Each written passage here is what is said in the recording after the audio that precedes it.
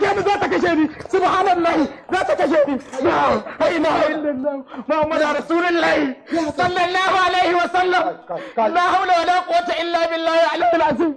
Alhaji ka taimake ni kada a kashe maka kuku. Alhaji ka bani guri in kashe wannan na kasa wannan mace amanan ba shi da amfani a gidan nan ba kuma shi da gurin buya a gurin a gidan nan. Mahaifiyarka ta haife ka kana kuka Allah ya sa in za mu mutu kuma mutane suna ina dariya mutane suna kuka. Kaga za ka sha muciya yanzu duk addan ka ba kai na muciya ba. Kai ta faɗa kai mace amana ne ka san da wannan ka yadda? Ina ba za ka yadda ba? Da ba Ta ko dora mu muciya. Ya salam ya kafi ya shafi ya ma'afi. Mai gadi! A ƙarfin hali ne da shi.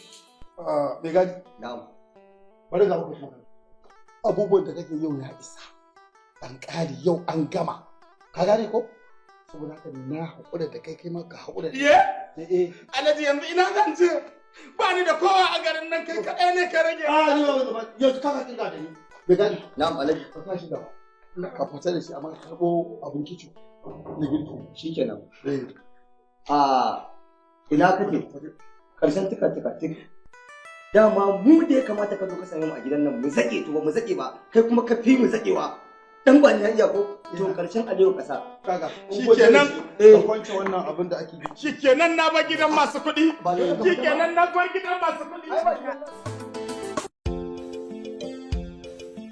danna subscribe